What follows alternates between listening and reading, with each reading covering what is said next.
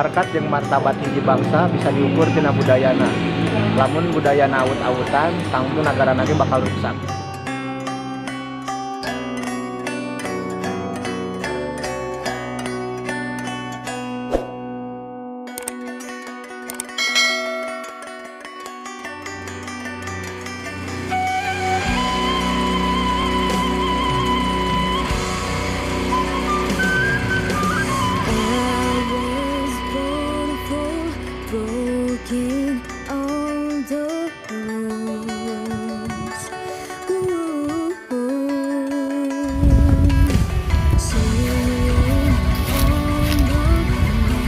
Seni reak merupakan seni tradisi yang berasal dari Jawa Barat.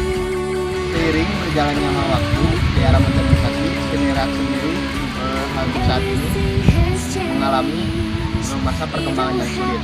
Untuk episode kali ini kita akan mereview seni reak Mekarwangi yang berada di Kampung Pasirwangi, Desa Cimekar, Kecamatan Cileunyi, Kabupaten Bandung. Baladulin keep saying hayulin ah.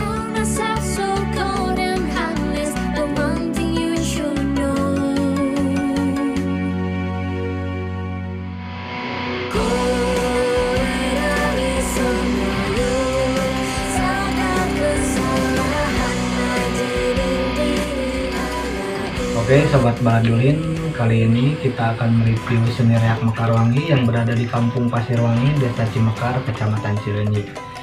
Di kesempatan kali ini kita akan berbincang dengan narasumber kita, Mbah Ujang Yayat, mungkin sesepuh dari seni reak Mekarwangi tersendiri. Assalamualaikum Mbah. Waalaikumsalam warahmatullahi wabarakatuh. Bagaimana nih kabarnya tentang Abah dan mungkin seni reak Mekarwangi? Oh alhamdulillah, Abah terus ditaroskeun dina kabarna seni reak Mekarwangi. Mungkin sateacana nerangkeun sakilah ngadegna ieu reak Mekarwangi. Mungkin sakedik ageuna bade maparkeun heula riwayat ngadegna ieu Mekarwangi atau napi seni reak Mekarwangi. Oh ya Mbak, alhamdulillah ya, dalam keadaan sehat dari Abah sendiri dan mungkin dari rekan-rekan grup seni reak Mekarwangi. Untuk kali ini Mbah, kita akan menanyakan mungkin beberapa pertanyaan ya, terutama saya ingin mengetahui sejarah atau silsilah terbentuknya seni reak Mekarwangi itu sendiri, dari mulai tanggal mungkin, terus nama itu diambil, dan mungkin sejarah-sejarah yang lainnya bagaimana itu Mbah?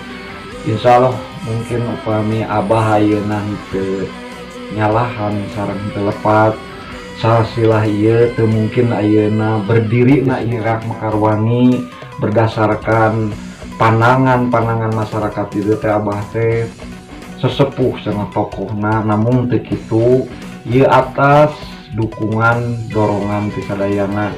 Tahu kituna dina seni reak ieu Mekarwangi iraha ngadegna kumaha riwayatna. Mungkin Abah bade nerangkeun sakedik mungkin anu singkatna.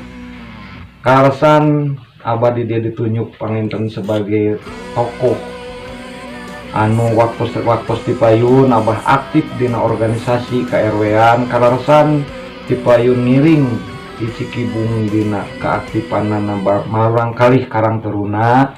Karasan Abah aya selenting, aya kabar, aya heor sareng araya kahayang marurang kali Abah ngiring kataji, bahkan asa ngagerentes dinu hate yen nya di Kampung Pasirwangi ieu teh teu acan aya kesenian anu mangrupikeun kahoyong seni reak Mekarwangi.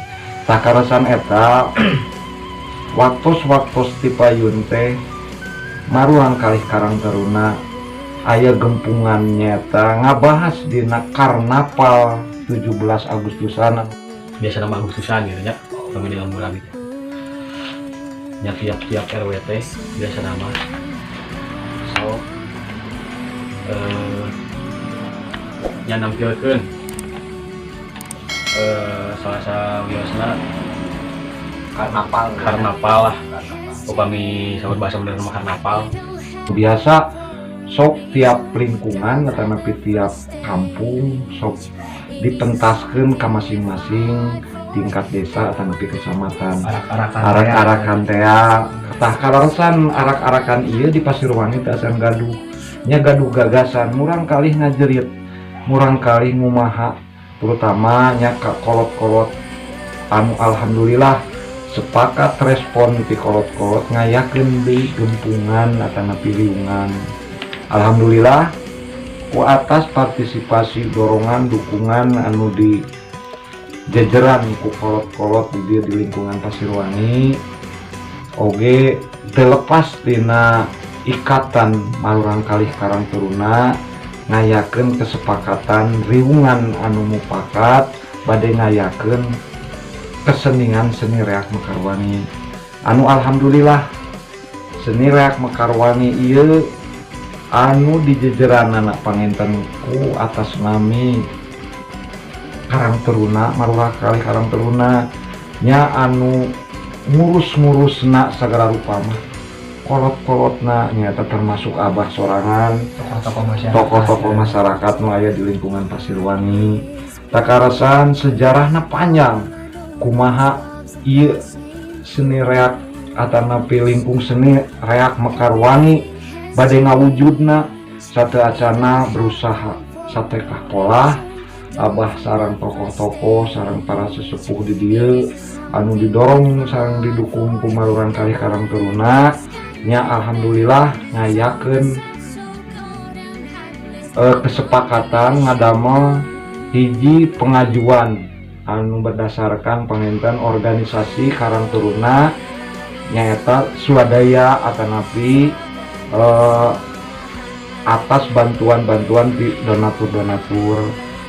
Nah, alhamdulillah sakedik demi sakedik ngawujud karena kahoyongna Malurang Kalih dugikeun ka cek paripaos teh mah cu dog tinggal igal sanes paripaos jantan ku hoyongna ieu aya seni reak Mekarwangi teh henteu bobohongan barudak teh kesemangatanana perjuanganana dugikeun ka ayeuna anu biasa uih siang keneh wengi ngariung tah alhamdulillah saatosna terjadi kumpul swadaya atanapi kange bahan kange ieu nya alhamdulillah ngajadi dog anu 5 nyaeta seni reak teh anu disebatna ti payun dog-dognya aya nama reak panginten kitu oge reak teh salosna mah dipertaruskeun reak teh aya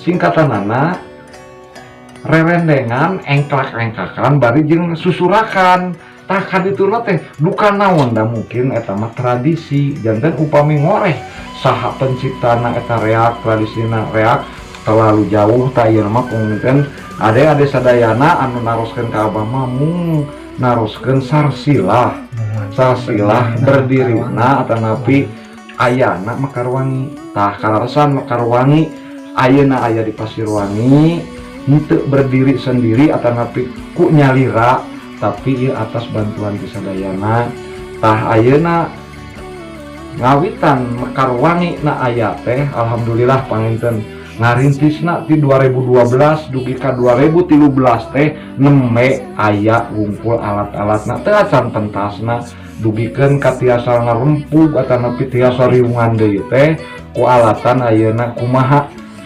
saena sangkan tetebih aya kamajengan atuh urang teh ulah jati kasilih ku junti ulah kalah ku seni-seni nu sanes margi tradisi ieu teh aya tuturunan atanapi aya melestarikan budaya Sunda atanapi ciri ditinggal karuhun urang tah kitu janten di antawisna 2013 ngarintis sababaraha periode disebatkeun ngabras teu acan ngagaduhan nami Mekarwangi malih mah parebutan nami teh kalasan tos aya kesepakatan mungkin wangsit atos aya guratanana yang di dieu aya kampung teras aya desa teras Malurang Kalih tah kalasan tos dirempugkeun ku sadayana kalasan Murang Kalih katinggal dikawit ayeuna kirikna orokna ayeuna terus darewasa berarti katinggal mekarna tak katurung katutuh di dieu teh Desa Cimekar. Oge Desa Cimekar mencakup Kampung Pasirwangi nya di dinya gubragna aya gerentes atau nepi aya wangsit namina teh Mekarwangi. Alhamdulillah disepakati ku sadayana dugi kadanget ayeuna mungkin panginten ku ade-ade sadayana oge ieu Mekarwangi teh sakitunya ayeuna ku nayagana bade kusaha deui lamun teu ku urang-urang dieu ini. Nah kitu jangeun riwayatna Mekarwangi teh aya sarsilahna Desa Cimekar di Camat Tungtungna Wangi na Kampung Pasirwangi dan didinya panginten sanes nurug cupu mung rada kalaresan didinya nah teu ngagejlig atanapi teu sapertos nami-nami anu sanes ngeko tina daerah sareng tempat anu matuh di tempat ieu mencakup lingkup nya kampung sendiri mungkin ya Bah. nya alhamdulillah panginten ayeuna ade-ade naroskeun dina perkawis ieu Abah tiasa ngajawab ala kadarna kumaha jujutan-jujutanana anu sabenerna ieu Mekarwangi dugi kadanget ayeuna.